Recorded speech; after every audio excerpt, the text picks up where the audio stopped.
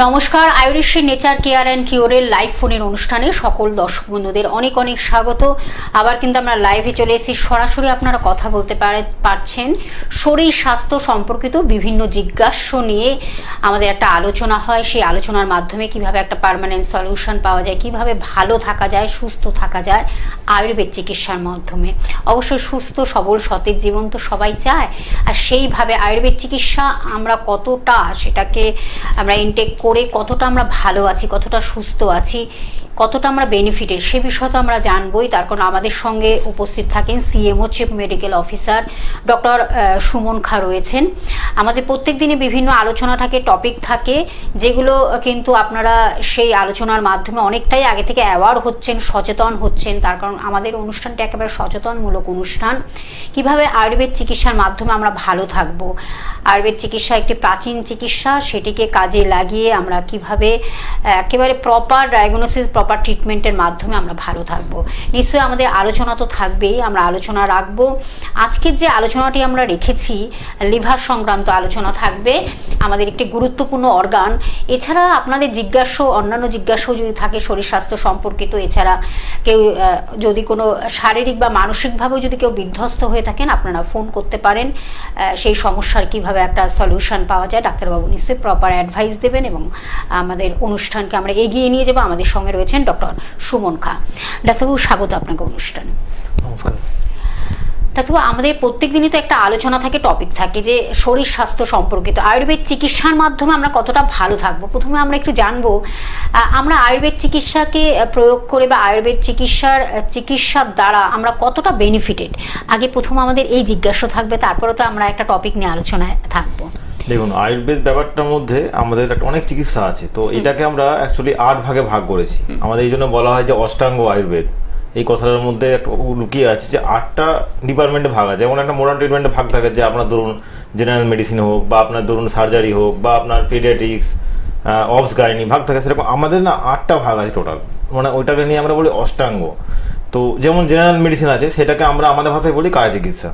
তো এরকম করে আমাদের 8টা ভাগ আছে। মানে এখানের মধ্যে আমাদের বাল রোগ, মানে ধরুন পেডিয়াট্রিক্স যেটা বলি আমরা, বাচ্চাদের যে রোগ, বা কম বয়সে বয়স্ক হয়ে যাচ্ছে সেই যে জরা একটাকে বলি, সেটাকে আমরা। তো এরকম করে 8টা ডিপার্টমেন্ট আছে। তার সাথে সার্জিক্যাল ব্যাপারও আছে। মানে এটা একটা অবাক ব্যাপার যে এত হাজার হাজার বছর আগেও আমাদের সার্জারি হতো। যখন এখনকার যে ধরুন ছুরি কাছি বা যাই হোক না কেন যেগুলো চালিয়ে হয়, তখন তো এগুলো ছিল না, তখন অন্যান্যভাবে হতো, কিন্তু হতো। মানে আমাদের এটা একটা ভাবলে অবাক লাগে। মেডিসিন তো ঠিক আছে, মেডিসিন ছিল, হতেই পারে মেডিসিন ছিল, কিন্তু সাথে আগে সার্জারিটাও হতো। আগে আমাদের ধরুন এই চোখের সার্জারি, রেটিনা সার্জারি, সব কিছু আগে হতো। তো এগুলো একটা ব্যাপার আছে। তো ওই জন্য 8টা চিকিৎসাকে নিয়ে আমাদের হচ্ছে অষ্টাঙ্গ আয়ুর্বেদ। মানে 8টা চিকিৎসাকে নিয়ে আয়ুর্বেদকে গড়ে উঠেছে। 8টা আলাদা আলাদা অঙ্গ আছে, সেই প্রতিটা জিনিসের চিকিৎসা কিন্তু হয় আয়ুর্বেদে।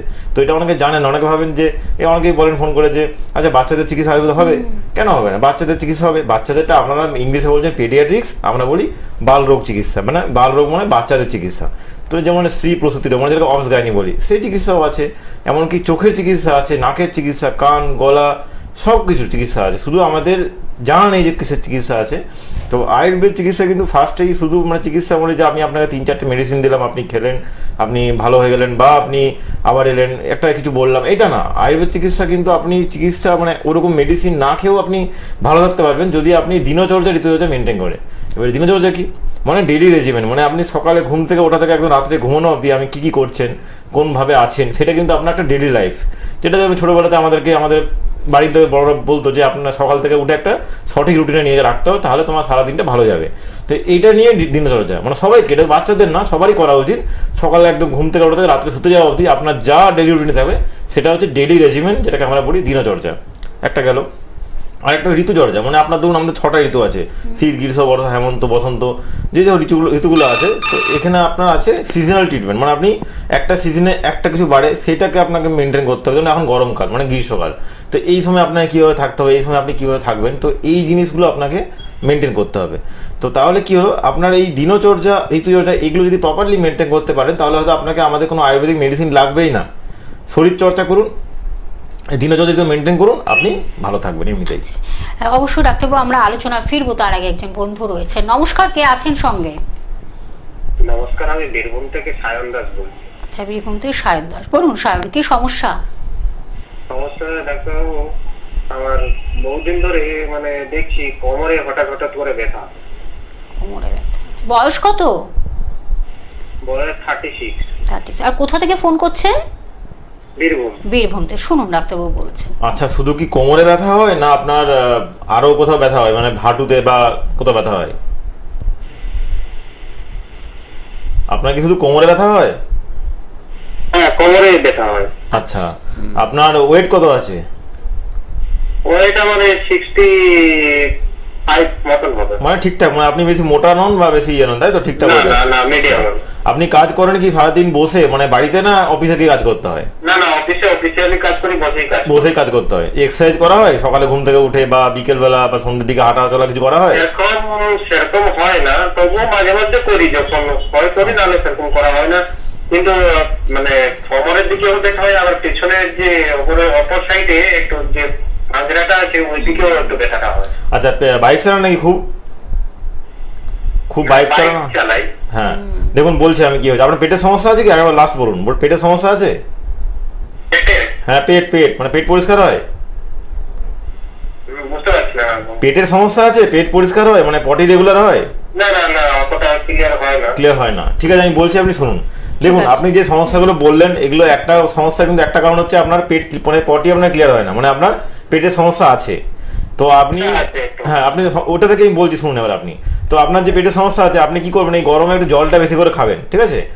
আর আপনি হ্যাঁ, আর আপনি যখন ধরুন বাইরে বেরোচ্ছেন, বাইক চালাচ্ছেন, কোমরে ধরুন একটা বেল্ট পাওয়া যায়, লাম্বা সাপোর্ট বেল্ট পরে, আপনি যে কোনো দোকান ওষুধ দোকানে গেলে পাবেন। সেই কোমরের লাম্বা সাপোর্ট বেল্টটা পরে আপনি বাইরে বেরোবেন, বা যখন অফিসে কাজ করছেন চেয়ারে বসে সোজা হয়ে বসবেন, মানে খুব বেশি এলিয়ে বসবেন না চেয়ারের সাথে। তো আর কোমরে ওই লাম্বা সাপোর্ট বেল্টে পরে থাকবেন। কারণ দেখুন, ব্যথা হয় কেন?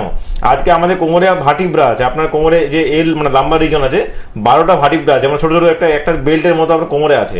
তো এটা আপনি দীর্ঘক্ষণ বসে আছেন, মাঝে ওঠাচলা করছেন না, সারাদিন আপনি বসেই 3-4 ঘন্টা 5 ঘন্টা কাজ করছেন। হ্যাঁ, 8 ঘন্টা প্রায় বসেই কাজ। হ্যাঁ, তো আপনাকে মাঝে মধ্যে উঠতে হবে, ঠিক আছে? মাঝে মধ্যে আপনি 1 ঘন্টা মিটিং করলেন, মাঝে 10 মিনিট উঠে একটু বাইরে গেলেন, মানে একটু হাঁটাচলা করলেন, একটু স্ট্রেচ করলেন, হাত পা ছড়িয়ে, এইভাবে করুন। আর সাথে আপনাকে চিকিৎসা করতে হবে। এগুলো আপনি আমরা জাস্ট বললাম যে আপনার একটা সাময়িক নিরাময় হবে আপনার, কিন্তু আপনার এরকম করলে তো পুরোপুরি সারবে না। এখন আপনার সমস্যা হয়েছে, একটা কোমরের এক্সরে করে আপনি আপনার নিয়ারেস্ট যে আমাদের চেম্বারটা পড়বে, আপনার বাড়ির নিয়ারেস্ট, সেই চেম্বারে আপনি আসুন।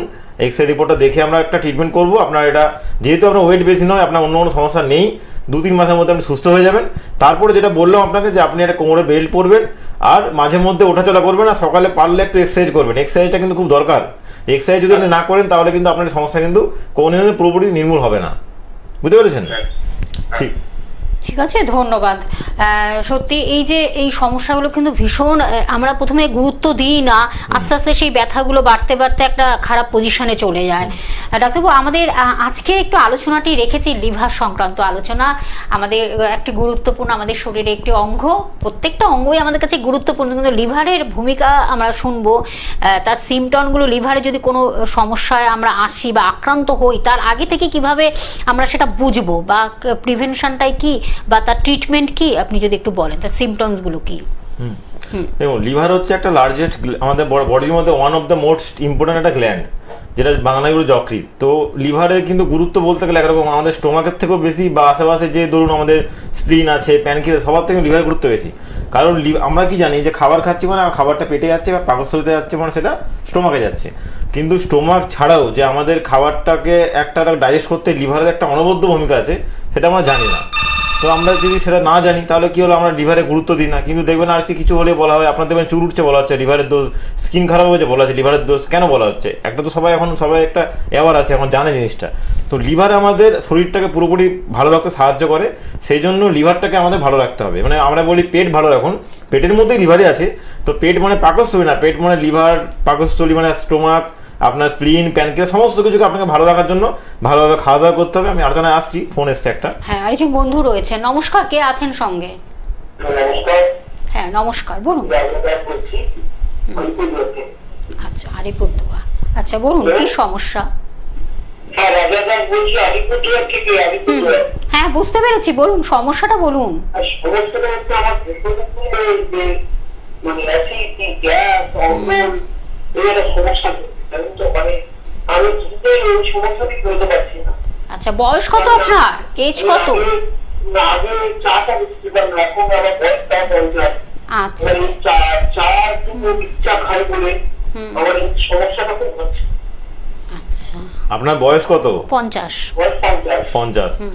আপনি দেখুন, আপনার পেটের সমস্যা তো অনেক কারণে হয়। আপনি হঠাৎ করে বললেন যে পেটের সমস্যা অনেকদিন হয়। পেটের সমস্যা কারোর রিসেন্ট হয় না, পেটের সমস্যা রিসেন্ট লোকে পাত্তাও দেয় না। আপনার পেটের সমস্যা অনেকদিন ধরে হচ্ছে বলে আজকে আপনি গুরুত্ব দিচ্ছেন। তো পেটটা আপনাকে ভালো রাখতে হয়। ভালো রাখতে কি করতে হবে আপনাকে? আপনার পটি রেগুলার হয়? হ্যাঁ, বললাম।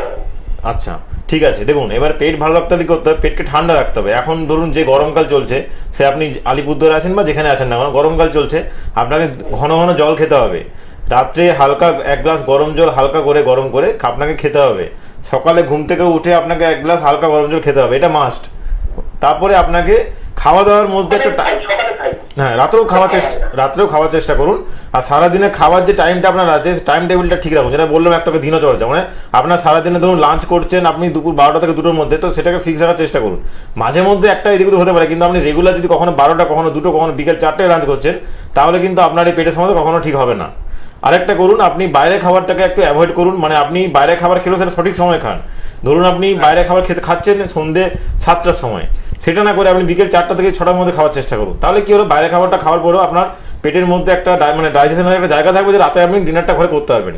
এবারে মাঝে মধ্যে একদিন এদিক হতে পারে, কিন্তু সেটাকে আপনি রেগুলার করবেন না। খাওয়ার টাইম ঠিক রাখুন, গরম জলটা হালকা করে খান, এমনি সারাদিনে 3-4 লিটার জল খান, আর পেট ঠান্ডা রাখুন। ধরুন ডাবের জল, আখের রস এগুলো খান। মানে ঠান্ডা রাখুন বলতে গেলে কোল্ড ড্রিঙ্কস খাবেন তা নয়, কিন্তু ডাবের জল খাবেন, আখের রস খাবেন, এগুলো কিন্তু ন্যাচারাল একটা জিনিস। এগুলোতে আপনার খাবার ভালো হজম হবে। পেটে সমস্যা মানে খাবার আপনার ডাইজেস্ট প্রপারলি হচ্ছে না, আর সেই জন্য আপনার পেটের সমস্যা আসছে। আজকে এটা আসছে, কালকে আপনার ফ্যাটি লিভার আসতে পারে। সেই জন্য খাওয়া দাওয়ার টাইমটা ঠিক করুন, বাইরে খাবার থেকে অ্যাভয়েড করুন, আর নিজেকে একটা এক্সারসাইজের মধ্যে রাখুন। এবারে আপনার এখন যে সমস্যাটা হয়েছে সেটা আপনার এইসব করে পুরোপুরি মিটবে না। সেই জন্য আলিপুরদুয়ারের কাছে আমাদের শিলিগুড়ি কোচবিহারের চেম্বার আছে, আপনি এসে একবার দেখান। আপনার পেটের কোনো রিপোর্ট করা থাকলে সেটা নিয়ে আসুন, বা একটা পেটের ইউএসজি করে আপনি রিপোর্টটা নিয়ে আসুন। প্রপার চিকিৎসা করুন, আপনি কিন্তু ভালো হয়ে যাবেন। একটা করে গ্যাসের ট্যাবলেট খাওয়ার থেকে একবার চিকিৎসা করে ভালো হয়ে যাওয়াটা কিন্তু বেটার। ঠিক আছে, ধন্যবাদ। হ্যাঁ, আমি অবশ্যই বলে দেব যে অবশ্যই চেম্বারগুলো কোথায়। কলকাতার মধ্যে কিন্তু রয়েছে, সাউথ কলকাতার মধ্যে সাউথ সিটি মলের উল্টো দিকে আপনারা চেম্বার পেয়ে যাচ্ছেন, এবং উত্তর কলকাতার মধ্যে হাতিবাগানে চেম্বার পাচ্ছেন, এবং সাউথ 24 পরগনার মধ্যে আমতলাতে চেম্বার পাচ্ছেন, এবং বারাসাতে বন্ধুরা চেম্বার পেয়ে যাচ্ছেন। হাওড়া জেলার মধ্যে টিকিয়াপাড়াতে চেম্বার পাচ্ছেন, বামুনগাছিতে চেম্বার পাচ্ছেন, শালকিয়াতে চেম্বার পেয়ে যাচ্ছেন, অবশ্যই বকুলতলাতে চেম্বার পাচ্ছেন, এবং কলকাতার বাইরে সেই জায়গাগুলো আমি মেনশন করে দিচ্ছি। মেদিনীপুরে আপনারা টাউনে চেম্বার পাচ্ছেন, বর্ধমানে চেম্বার পেয়ে যাচ্ছেন, দুর্গাপুরে চেম্বার পেয়ে যাচ্ছেন, কৃষ্ণনগরে চেম্বার পেয়ে যাচ্ছেন। এই জায়গাগুলো প্লিজ আপনারা একটু ফোনের মাধ্যমে এক্সাক্ট জায়গাগুলো আপনারা চেম্বারগুলো জেনে নেবেন, কোন জায়গাটা লোকেশনটা জেনে নেবেন। আর যে বন্ধু ফোন করেছিলেন বীরভূম থেকে, আপনার মনে হয় এই জায়গাগুলোর মধ্যে কাছাকাছি হিসাবে আপনি একটু কোনটা আপনার বাড়ির কাছাকাছি হবে সেগুলো, সেই বিষয়ে একটু বিস্তারিত জানতে হলে ফোনের মাধ্যমে আপনারা একটু যোগাযোগ করে নেবেন, কথা বলে নেবেন, অ্যাপয়েন্টমেন্ট করে নেবেন। আর নর্থ বেঙ্গলের মধ্যে যেই বন্ধু ফোন করেছিলেন আলিপুরদুয়ার, আপনি কিন্তু শিলিগুড়িতেও পেয়ে যাচ্ছেন, কোচবিহারে পাচ্ছেন, মালদহে পেয়ে যাচ্ছেন। আর এছাড়া মেদিনীপুরেতে হেরিয়াতে পাচ্ছেন, মেচেদাতে চেম্বার পেয়ে যাচ্ছেন, ত্রিপুরার আগরতলাতে চেম্বার পাচ্ছেন, আসামের গৌহাটিতে চেম্বার পেয়ে যাচ্ছেন। আর হেল্পলাইন নাম্বার টিভি স্ক্রিনে আপনারা দেখতে পাচ্ছেন, দুটি নাম্বার রয়েছে, 9903595252 একটি নাম্বার, এবং আরেকটি নাম্বার 9903795252, এবং হোয়াটসঅ্যাপ নাম্বারটাও জানিয়ে দিচ্ছি 9831368397। এই নাম্বারগুলোর মাধ্যমে অবশ্যই আপনাদের হেল্প করবে, যার মাধ্যমে আপনার ডিটেলসটা জানতে পারছেন, আপনার বাড়ি থেকে কতটা কাছে না দূরে চেম্বার সেগুলো একটু বিশদভাবে জেনে নেবেন। কোন ডাক্তারবাবু কখন বসছেন সব কিছু জানার জন্য এই নাম্বারগুলো ভীষণভাবে আপনাদের হেল্প করবে। আর যদি কোথাও ট্রিটমেন্ট করে থাকেন তাহলে প্লিজ তার প্রেসক্রিপশন রিপোর্টসগুলো ক্যারি করবেন, সঙ্গে নিয়ে আসবেন। তাহলে কি হয়, আরও সুন্দরভাবে সেটা প্রপার ডায়াগনোসিস এবং প্রপার ট্রিটমেন্টের মাধ্যমে, আয়ুর্বেদ চিকিৎসার মাধ্যমে সুস্থ সবল সতেজ জীবন ফিরে পাবেন। আমাদের সঙ্গে ডাক্তারবাবু রয়েছেন, ডক্টর সুমন খা রয়েছেন, সিএমও। আমরা আবার একটু আলোচনা ফিরবো ডাক্তারবাবু, যেটা নিয়ে আজকে আমাদের মেন খুব গুরুত্বপূর্ণ আলোচনা, লিভারকে আমরা কিভাবে ভালো রাখবো, এবং যদিও সেই রোগে আমরা কোনোভাবে লিভারে আক্রান্ত হয়ে থাকি, কোনো তার আগে থেকে তার প্রিকশন বা আগে থেকে তার প্রিভেনশন, আপনি যদি এই বিষয়ে একটু জানান। দেখুন, লিভারকে ভালো রাখার জন্য যে আপনাকে বিরাট কিছু করতে হবে তা কিন্তু নয়, যে আপনাকে এটা করতে হবে ওটা করতে হবে, খুব দামি দামি খাবার খেতে হবে, খুব মানে এরকম ব্যাপারটা কিছু নয়। আপনাকে জাস্ট একদম সিম্পল জিনিস। এখন তো আপনার সবাই মানে আমাদের বাড়িতে যে জিনিসগুলো থাকে সেগুলোই আপনি খেতে হবে, কিন্তু আপনাকে টাইমিং মেনটেন করতে হবে প্রপার, আর আপনাকে একটু বাইরের খাবার থেকে দূরে থাকতে হবে। অবশ্যই বাইরে খাবার খাবেন, এমনটা নয় কিচ্ছু খাবেন না, তা তো হতে পারে না। আপনি বাইরে বেরোচ্ছেন, আপনারও ইচ্ছা করে বাইরে খাবার খেতে খাবেন, কিন্তু সেটা সপ্তাহে তো একদিন খেলেন। কিন্তু আপনি যদি সপ্তাহে 2 দিন 3 দিন বা তার বেশি খাচ্ছেন, আপনার সেই খাবারটা হজম হচ্ছে না, মানে সহ্য হচ্ছে না, তখন সেই খাবারটা মানে খাওয়া চলবে না। এবার কীভাবে লিভার ভালো রাখতে পারেন? ধরুন আপনি সারাদিনে যে খাবারটা খাচ্ছেন, খাবারটা খাওয়ার সময় অল্প অল্প জল খাবেন, মানে যেটাকে বলি সিপ ওয়াটার ড্রিঙ্কিং। কিন্তু খাবার খাওয়ার ওনাকে দেখবেন কী করে সাথে সাথে 1 গ্লাস জল খেয়ে নিচ্ছে, একদম সাথে সাথে, মানে খাবারটা খাওয়া শেষ হয়েছে 1 গ্লাস পুরো জল খেয়ে নিল। এটা কিন্তু মোটেই উচিত না। এটা করলেও দেখবেন অনেক সময় কি একটা বাজে ঢেকুর আছে, মানে আপনার দেখবেন একটা হচ্ছে আর একটা বিরক্ত লাগে। তো আপনি কী করবেন, আপনি খাবারটা খেতে খেতে সিপ জল খেলেন, তারপর খাবারটা খাওয়া হয়ে গেল 10 মিনিট গ্যাপ দেন মাঝখানে, তারপরে আপনি জলটা খাবেন। তো এই জিনিসগুলো ছোটো জিনিসগুলো মেনটেন করতে হবে আপনাকে। আর সারাদিনে ধরুন কম কম করে জল খাচ্ছেন, কিন্তু জলটা খেতে হবে আপনাকে। আজকে আমরা যদি বলি 3 লিটার জল, অনেক 3 লিটার জল কী করে খাবো, একবারে খেতে বলা হচ্ছে না, আপনাকে বলা হচ্ছে সারাদিন ধরে সিপ করে আপনি অল্প অল্প করে জল খান, কিন্তু 3 থেকে 4 লিটার যাতে হয়ে যায়। কারণ বডির মধ্যে ওয়াটার ব্যালেন্সটা দরকার, হাইড্রেশন একটা ব্যাপার থাকে, ডিহাইড্রেশন ব্যাপার থাকে। তো আজকে আমি যদি এখন কেন বলা হয় যে একটা ওআরএস খাবেন, ওআরএস কেন বলা, কারণ আমরা ঠিকঠাক করে জল খাই না বলে। আজকে জলটা আমাদের একটা জাস্ট এমনি, আমরা জলটা ঠিকঠাক করে খাই, আমাদের ওআরএস লাগবে না। হ্যাঁ, ওআরএস এর মধ্যে আমরা কী থাকে, সেই তো আপনার মানে ধরুন নর্মাল মিনারেলস থাকে, আর আপনার কিছু ওরাল সলিউশন থাকে আর কি। কিন্তু আপনি জলটা খান প্রপারলি, আপনার যদি জলটা ভালো হয় তাহলে কিন্তু চলবে। আর এবার ধরুন জল আপনার ভালো না, আপনি জলটা ফুটিয়ে খান, জল ফোটালে জল থেকে আপনার ব্যাকটেরিয়া বেরিয়ে যাচ্ছে। এই তো গেল যা জল খাওয়া। এবারে খাবারে কী হবে, আপনি ধরুন গ্রিন ভেজিটেবলস খাচ্ছেন, খাবার খাচ্ছেন, সাথে আপনি মাছও খাচ্ছেন, ডিমও খাচ্ছেন, সবই খাচ্ছেন, কিন্তু একটু গ্রিন ভেজিটেবলস খান। মানে আপনি এটা নয় যে ধরুন আপনি একটা ভাজাভুজি খাবার খেয়ে নিলেন, ধরুন আমি কথা বলছি আপনি আলু ভাজা খেয়ে নিলেন, আর কোনো আপনি যে খাবারটা খাচ্ছেন তার মধ্যে 3-4টে খাবার ভাজাই আছে, জাস্ট কোনো শাকসবজি ব্যাপার নেই, আপনি এই ভাজা ওই ভাজা সেই ভাজা করে খেয়ে নিচ্ছেন। এইটা আপনার ক্ষতি করছে। ভাজা মনে সেটা তেল দিয়ে, সেটা তো ভাজা তো জল দিয়ে ভাজা হয় না, ভাজা তেল দিয়ে হচ্ছে। তো ভাজাভুজি খাবার খাবেন, সেটা কম, একটা খাবার তো ভাজা হলো, বাকি খাবারগুলো আপনার শাকসবজি থাকলো, সাথে মাছ থাকলো বা ডিম থাকলো, সেটা থাকলো, কিন্তু এটা থাকলো। এবারে ধরুন অলিভ অয়েল যুক্ত খাবার, বা যে খাবারটা কার্বোহাইড্রেট থাকে প্রপার পরিমাণে সেই খাবার, ঠিক আছে। খাবারের সাথে ধরুন আপনি যে এই বললাম যে গ্রিন ভেজিটেবলস থাকবে, আপনার ধরুন আমলকি সকালে ফল খেলেন, এই যে জিনিসগুলো, মানে আপনি ধরুন খাবারের মধ্যে রসুন থাকবে, গার্লিক একটা, ধরুন আমরা অনেকে বলি যে সকালে উঠে হার্টের সমস্যা হলে এক কোয়া রসুন খেতে, কেন বলি, রসুনটা কাজে লাগে। কিন্তু কি বললাম, ওই ধরুন আপনি রসুন যুক্ত খাবার না খেয়ে আপনি একটা ভাজা খেয়ে নিলেন, আরেকটা ভাজা খেয়ে নিলেন, আরেকটা হয় 3টে ভাজা, সাথে একটা সবজি, হাতে আপনি মাছ কিছু একটা খেয়ে নিলেন। তো কী হলো, ভাজা যখনই হচ্ছে না, ওটা নিউট্রিয়েন্টস কমে যাচ্ছে। হ্যাঁ, টেস্টি হচ্ছে খাবারটা খেতে, কিন্তু নিউট্রিয়েন্ট কমে যাচ্ছে। তো এই জন্য ভাজা খাবারটাকে একটু অ্যাভয়েড করুন। খাবেন একটা খেলেন হয়তো, কিন্তু বাকি 2-3টা আপনার শাকসবজি রাখুন সাথে, আপনার দেখবেন খাওয়া দাওয়া ঠিক থাকলে লিভারে কোনো সমস্যা আপনার আসবে না, লিভার ভালো থাকবে আপনার। একদম। তবে আরো আমরা এই বিষয়ে আলোচনা রাখবো, তার আগে একজন বন্ধু রয়েছেন। নমস্কার, কে আছেন সঙ্গে? হ্যাঁ নমস্কার, আমার নাম সুমন দাস। আচ্ছা সুমন দাস, সুমন বলুন কি সমস্যা ভাই? হাঁটুতে ব্যথা, উঠতে বসতে গেলে হাঁটুতে কটকট করে আওয়াজ হয়। বয়স কত? আমার বয়স 32। 32তে হাঁটুর ব্যথা চলে এসেছে। আচ্ছা, আপনি কতদিন ধরে হচ্ছে ব্যথাটা? ব্যথা 3-4 মাস ধরে দেখছি প্রবলেম। 3-4 মাস ধরে প্রবলেম হচ্ছে। আচ্ছা, মানে হাঁটুতে কি আওয়াজ করে না জাস্ট এমনি ব্যথা হচ্ছে? না, উঠতে বসতে গেলে কটকট করে আওয়াজ হয় আর ব্যথা করে। আচ্ছা, আপনার ওয়েট কত আছে, বডি ওয়েট? Body weight 64। 64, মানে ঠিকঠাকই আছে। তো আপনি এই মুহূর্তে কোনো হাঁটুর কোনো এক্সরে কিছু করেছেন? না স্যার, করা হয়নি। আচ্ছা, আর বাড়ি কোথায় বললেন আপনার? বাড়ি বারুইপুর। বারুইপুর। দেখুন, হাঁটুর একটা এক্সরে করুন, ঠিক আছে, আমাদের যাদবপুরে চেম্বার আছে, আপনি একটা এক্সরে করুন। আমি বলছি কি হয়েছে তার আগে। আর আপনি এই মুহূর্তে বেশি সিঁড়ি ওঠানামা করবেন না, ঠিক আছে, বা ব্যথা করছে বলে বেশি হাঁটাচলা করবেন তাও কিন্তু করবেন না। আপনি একটা এক্সরে করে দেখুন কি হয়েছে। হাঁটু ব্যথা অনেক কারণে হয়, একটা তো অবশ্যই কমন কারণ স্যার আপনি জানেন যে আর্থ্রাইটিস, কিন্তু আরও অন্য কারণও হতে পারে। আর খাবারের সাথে ওই ধরুন টমেটো খাওয়া, তারপরে আপনার ধরুন এই যে হড়হড়ে যে শাক টাকগুলো হয়, ধরুন এই পুঁই শাক, আপনার বিউলির ডাল, এই মুসুর ডাল, এই খাবারগুলোকে অ্যাভয়েড করুন। বেগুন, ঠিক আছে, এগুলোকে অ্যাভয়েড করুন। আর একটা এক্সরে করে আপনি আমাদের রিপোর্টটা নিয়ে আসুন, কারণ আপনার এই জিনিসগুলোকে এই খাওয়াগুলো অ্যাভয়েড করলে হবে না। আর খাওয়া দাওয়ার টাইমটা ফিক্স রাখুন, ঠিক আছে। আপনার হয়তো পেটের সমস্যাও আছে, আপনার পেটের সমস্যা আছে কি? পেটের সমস্যা বলতে মাঝে মধ্যে গ্যাসের প্রবলেম হয়। আচ্ছা, আর পটি ক্লিয়ার হয় না তাই। হ্যাঁ, তো এটাই তো কারণ, এই একটা সমস্যার জন্যই সব কিছু হয়। আপনার হাঁটু ব্যথা হোক, কোমর ব্যথা হোক, একটা সমস্যাই মেন কারণ। তো ঠিক আছে, আপনি এখন খাওয়া দাওয়াটা টাইমটা ঠিক করার চেষ্টা করুন, একটু এক্সারসাইজ ফ্রি হ্যান্ড করুন, কিন্তু এমনটা নয় চাপ দিয়ে, কারণ এক্সারসাইজ মানে ধরুন আপনি হাঁটছেন 1 কিলোমিটার, তা নয় তার হাঁটু ব্যথা আছে আর ব্যথা বেড়ে যাবে। হয়ে গেল। আর বেশি ভারী জিনিসপত্র তোলা নামা করবেন না, আর সিঁড়ি ভাঙবেন না বেশি, এগুলো করুন। আর একটা এক্সরে হাঁটুর করে আপনি চলে আসুন। এখন তো আপনার ব্যাপারটা একটা অ্যাকিউট স্টেজে আছে, চিকিৎসা করলে কিন্তু 2-3 মাসের মধ্যে সেরে যাবে। আর এখন যদি আপনি পেন কিলার খেয়ে থাকেন তাহলে কী হবে, আপনার ব্যথাটা কমবে কিন্তু ভবিষ্যতে এটা আরও বাড়াবাড়ি পথে যাবে। আপনার বয়সটা কম আছে, এখন বেশি দিন চিকিৎসা হতে টাইম লাগবে না, আপনি আসবেন 2-3 মাসের মধ্যে সুস্থ হবেন, বাড়ি চলে যাবেন। আর খাওয়া দাওয়ার টাইম এটা একটা ঠিক রাখুন, গরম জল খান, জলটা দিনে একটু বেশি করে খান, আর খাওয়া দাওয়ার মধ্যে তেল ঝাল মশলা করে একটু কম খাবেন, ব্যাস এগুলো করুন। আর রিপোর্টটা করে আপনি আসুন, চিকিৎসা করে সুস্থ হয়ে যাবেন। ঠিক আছে, ধন্যবাদ। সেই বিভিন্ন আসলে এত রোগ মানুষের কম বয়সে অ্যাটাক করে, যেটা নিয়ে আমাদের আলোচনা প্রায় হয়। ডাক্তারবাবু আপনি বলেছেন এখন কম বয়স মানে না, এখন আগে আমরা জানতাম বৃদ্ধ বড় বয়স হলে হয়তো এই সমস্যাগুলো দেখা দেয়, এখন কম বয়সের ছেলে মেয়ে বা ইয়াং জেনারেশন এই রোগে কিন্তু খুব অ্যাটাক হচ্ছে। আচ্ছা ডাক্তারবাবু, এই যে আমাদের অনেক সময় আমরা শুনি লিভার যে জন্ডিস, আমরা কিন্তু এটা আমরা অনেক সময় যে লিভার হয়তো তার একটা খারাপ পজিশনে আছে তাই জন্ডিসে আক্রান্ত হয়েছে, এই কথাটা কতটা সত্যতা? হ্যাঁ দেখুন, অবশ্যই জন্ডিসের জন্য তো লিভার দায়ী। জন্ডিস আজকে আমাদের পেটের যে কোনো সমস্যা হলে সেটা লিভার দায়ী। কিন্তু একটা কথা শুনলে অনেক অবাক হবে যে জন্ডিসটা কিন্তু এখন আমরা সবাই জন্ম নিই, যে কোনো বাচ্চার জন্ম নিচ্ছে তার কিন্তু দেখবেন শরীরে হঠাৎ করে হলুদ হয়ে যাচ্ছে।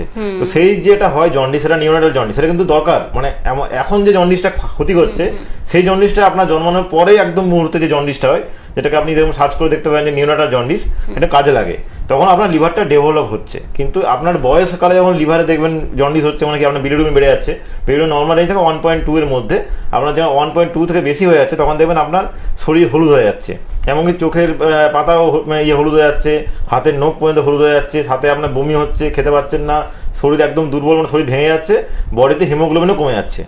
এগুলো হয়, এগুলো কিন্তু একটাই কারণ লিভার। এটাই বললাম না যে লিভারটা হচ্ছে আমাদের সবচেয়ে জরুরি একটা জিনিস। তো লিভারকে ভালো রাখতে কী করতে হবে? আর জন্ডিস কেন হচ্ছে? আমাদের খাওয়া দাওয়া কিছু গন্ডগোলের জন্য হচ্ছে। হ্যাঁ, অনেক সময় আপনি ভালো খাওয়া দাওয়া খেলেও জন্ডিস হয়, সেটা ব্যাপার না, কিন্তু মূলত বেশিরভাগ লোকের জন্ডিসটা হয়ে হচ্ছে আপনার খাওয়া দাওয়ার একটা অরুচি, মানে সঠিক টাইমে খাওয়া দাওয়া না করা আর খাবার দাবারের মধ্যে একটা অসামঞ্জস্য রাখার মধ্যে এটা হয় আর কি। তো জন্ডিস হলে তো আপনাকে চিকিৎসা তখন করতে হবে, তখন তো আমি খাওয়া দাওয়া ঠিক অবস্থা রাখতেই হবে। বলা হয় যে জন্ডিস হয়েছে মানে 1 মাস একদম ওকে সেদ্ধ খাবার খাওয়াতে হবে, খুব রেস্ট্রিকশনে রাখতে হবে, আর বলতে গেলে বেড রেস্ট। তো জন্ডিসটা হওয়ার পরে বলা হয়। আর দেখবেন জন্ডিস হয়ে গেলে মানুষ খুব পেশেন্ট খুব ভেঙে পড়ে, মানে ভেঙে পড়ে মধ্যে শারীরিক দিক থেকে ভেঙে পড়ে, মানুষের দিক থেকে একটা দুর্বল লাগে। তো এই জিনিস হয়। তো জন্ডিস যাতে না হয় সেজন্য কী করবেন? লিভারকে ভালো রাখতে হবে। মানে লিভার ভালো রাখা মানে আমি লিভার টনিক খেতে বলছি না, লিভার ভালো রাখা মানে আপনাকে ওই যে বললাম যে খাওয়া দাওয়ার মধ্যে সামঞ্জস্য রক্ষা করতে হবে, আপনাকে একটা টাইম মেনটেন করে খাওয়া দাওয়া করতে হবে। হ্যাঁ, মাঝে মধ্যে খাবার দাবারটাকে একটু করতে পারেন, কিন্তু আপনাকে ধরুন মানে 7টা দিনের মধ্যে আপনাকে 6 দিন ভালো খাবার দাবার খেতে হবে, মানে ভালো মানে বাড়ি খাবার দাবার, সিজনাল ফুড, আর সাথে জলটা সঠিক পরিমাণে খেতে হবে। এগুলো করলেন। এবারে আপনি হয়তো একদিন একটু বাইরে খাবার খেলেন, সেটা আলাদা ব্যাপার। কিন্তু আরেকটা কথা যে আপনি বিনা কারণ ওষুধ খাবেন, অনেক কি হয় কোনো সমস্যা নেই, কিন্তু হয়তো মনের মধ্যে আছে আমি একটা মেডিসিন খাবো, তো একটা লিভারের কোনো একটা মেডিসিন এমনি খেয়ে নিল, মানে জাস্ট রাখা আছে, এখন তো মেডিসিন পাওয়া যাচ্ছে, রাখা আছে, তো ওটাও কিন্তু ক্ষতি করে। আপনার লিভার যদি প্রপার অ্যাক্টিভ থাকে, আপনাকে অ্যাক্টিভ করার দরকার নেই, তো অ্যাক্টিভ আছে, আপনি হাইপার অ্যাক্টিভ করে দিচ্ছেন ওকে। তো এইগুলো আর কোনো নেশা আপনার যদি থাকে, যেটা আপনার ধরুন অ্যালকোহল হোক বা যাই হোক, সেগুলো আপনার অ্যাভয়েড করতে হবে, কারণ সেটার জন্য আপনার লিভার ক্ষতি হয়। আপনি খাচ্ছেন সেটা পেটে যাচ্ছে, কিন্তু ক্ষতি করছে লিভার ফ্যাটি লিভার হয়ে যাচ্ছে। আজকে লিভারের সাইজ থাকে নর্মালি 13 থেকে 15 মধ্যে, আপনার লিভার থেকে ফ্যাটি লিভার সাইজ হচ্ছে 17, 18, 19, এটা মানে কি লিভার বেড়ে যাচ্ছে। আজকে ধরুন আমাদের কোথাও আঘাত লাগলে কি আমার হাতটা ফুলে যায়, হাতে হোক পায়ে হোক, তো লিভার ফুলে যাচ্ছে, মানে লিভারে তো আঘাতটা বাইরে থেকে লাগছে না, ভেতর থেকে আঘাত লাগছে। আপনার লিভার যে হরমোনগুলো সিক্রেশন করছে, বিলিরুবিন হোক, বিলিভার্টিন হোক, এগুলো ঠিক করে করতে পারছে না, ওই জন্য বিলিরুবিন হঠাৎ করে বেড়ে যাচ্ছে। তখন আপনার ক্ষতিটা বুঝতে পারছেন আপনি কী হচ্ছে। এসজিওটি, এসজিবিটি, এএলপি এগুলো কেন ওঠানামা করে? কারণ লিভার সহ্য করতে পারছে না, লিভারের প্রবলেম হচ্ছে, আর সেই জন্য লিভারটা সাইজে বড় হয়ে যাচ্ছে। তো ফ্যাটি লিভারটা কোনো কমন জিনিস নয়, অনেকের হয় কিন্তু অনেকে এটা গুরুত্ব দেয় না, এটাও কিন্তু খুব বাজে একটা জিনিস।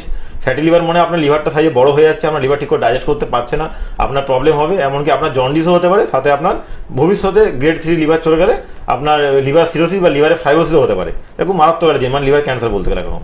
তো সেই জন্য আপনি ভালোভাবে খাওয়া দাওয়া করুন, ভালোভাবে থাকুন। এমন কিছু না যে আপনাকে বিরাট কিছু করতে হবে, জাস্ট খাওয়া দাওয়াটা একটা টাইমের মধ্যে রাখুন, সীমিত রাখুন।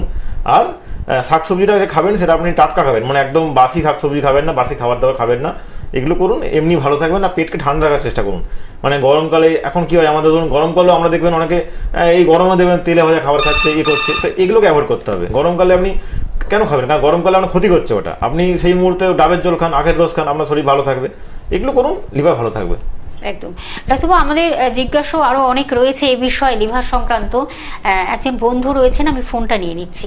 নমস্কার, কে আছেন সঙ্গে? হ্যাঁ নমস্কার, আমার নাম দীপক সরদার। আমি নরেন্দ্রপুর থেকে বলছিলাম। নরেন্দ্রপুর থেকে, আচ্ছা বলুন দীপক ভাই, কি সমস্যা? হ্যাঁ, বলছিলাম আমার পায়ের গোড়ালিতে মানে মানে মানে বসলে কি হয়তো মানে বসলে মানে পায়ে মানে বেশি চাপ করলে মানে পুড়ে যাচ্ছে পুরোটা। আচ্ছা, বয়স কত ভাই, বয়স কত? বয়স 35। 35। আচ্ছা, কোনো ট্রিটমেন্টে কি আছো, মানে কোনো ট্রিটমেন্ট করা না হয়েছে? না না, ওটা হচ্ছে কোন 1 মাস হচ্ছে মানে এক মাস বসলে স্কিনটা ফুলে যাচ্ছে, মানে বেশিক্ষণ মানে বসে থাকলে উঠলে স্কিনটা ফুলে যাচ্ছে মানে পায়ের গোড়ালিতে।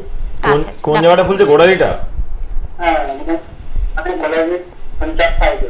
আচ্ছা আচ্ছা, গোড়ালি ওই জায়গা ফুলে যাচ্ছে। আচ্ছা, আপনার কি গোড়ালি ওইখানটা সারাদিন ব্যথা করে না শুধুমাত্র ওই একটা সময় ব্যথা করছে? না না, সারাদিন ব্যথা পায় না। আচ্ছা আচ্ছা আচ্ছা, এটা কি দুটো গোড়ালি হয়েছে না একটা গোড়ালি হয়েছে? দুটোতেই হয়েছে। আচ্ছা দেখুন, আপনি আপনার হতে পারে ইউরিক অ্যাসিড বেশি আছে, ঠিক আছে?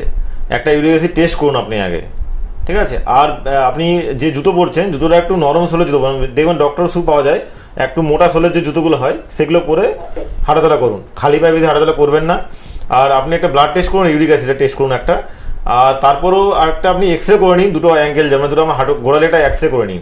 হতে পারে আপনার গোড়ালি হাড় বাড়ছে, না হলে হতে পারে আপনার ইউরিক অ্যাসিড বেড়েছে। তো কি হয়েছে সেটা তো টেস্ট না করলে কেউ বুঝতে পারবে না, এরকম করে বোঝা যায় না। তো আপনি এগুলো করুন। আর জুতোটা আপনার পাল্টান, যদি হার্ড সোলের জুতো হয় সেটা পাল্টে আপনি সফট সোলে একটু ডক্টর শু কিনুন আর কি, এগুলো করুন। আর আপনার কি পেট পরিষ্কার হয় না, পেটের সমস্যা আছে? পেটের সমস্যা কিছু নেই, ঠিক আছে। তাহলে তো আপনার হয়তো অন্য কিছু সমস্যা আছে। তো আপনি যদি হাড় বেড়েও থাকে সেটারও চিকিৎসা করে দেবো, এরকম না যে আপনার হাড় বেড়ে গেছে মানে সেটা চিকিৎসা হবে না। আর ইউরিক অ্যাসিডে হলেও সেটা চিকিৎসাও আছে। তো আপনি একটা রিপোর্ট করে আপনি আপনার বাড়ির কাছে যে চেম্বারটা হচ্ছে আমাদের আইডিসি, সেই চেম্বারে আপনি আসুন। এটা রিপোর্টটা দেখে আপনার চিকিৎসা করে এটা আপনি সুস্থ হয়ে যাবেন।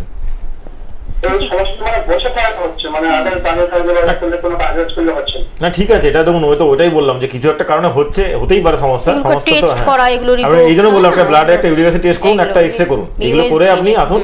আর খাওয়া দাওয়ার টাইমটা একটা ঠিকঠাক রাখুন, ঠিক আছে?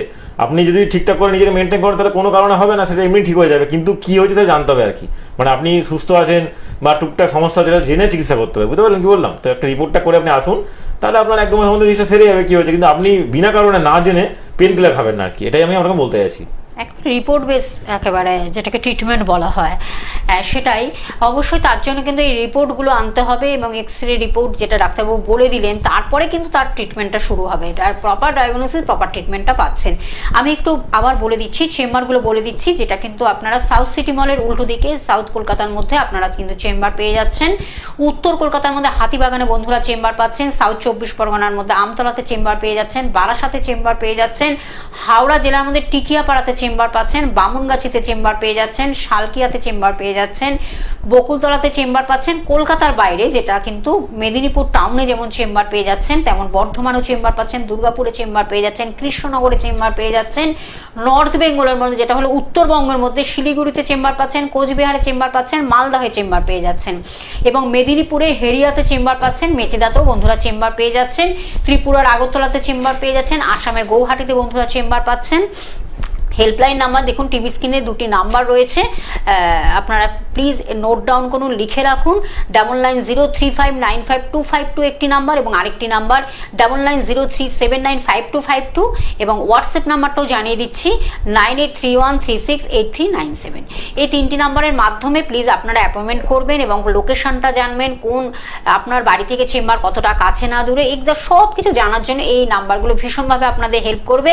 আর কোথাও যদি হয়তো চিকিৎসা করেছেন বা সেখানকার কিন্তু প্রেসক্রিপশন এবং রিপোর্টসগুলো ক্যারি করবেন, সঙ্গে নিয়ে আসবেন। তারপর তো ডাক্তারবাবুরা সুন্দরভাবে এখানেও সেটা টেস্টের কথাটা বলবেন, কি করতে হবে, কি করলে ভালো হয়। প্রপার ডায়াগনোসিস, প্রপার ট্রিটমেন্টের মাধ্যমে একেবারে যেটা বলে একেবারে মানে আপনার আগে দেখে নেবে, রিপোর্ট বেস ট্রিটমেন্ট যেটাকে বলে, আয়ুর্বেদ চিকিৎসার মাধ্যমে আপনি কিন্তু একটা সুস্থ সবল সতেজ জীবন ফিরে পাচ্ছেন।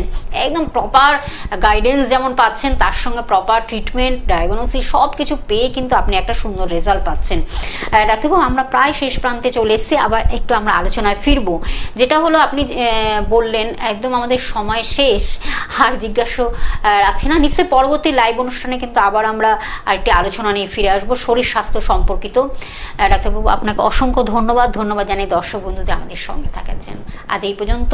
আয়ুর্বেদ নেচার কেয়ার অ্যান্ড কিওরের হাত ধরুন, আয়ুর্বেদ চিকিৎসার হাত ধরুন, নিশ্চয়ই সুস্থ সবল সতেজ জীবন ফিরে পাবেন। আজ এই পর্যন্ত, নমস্কার।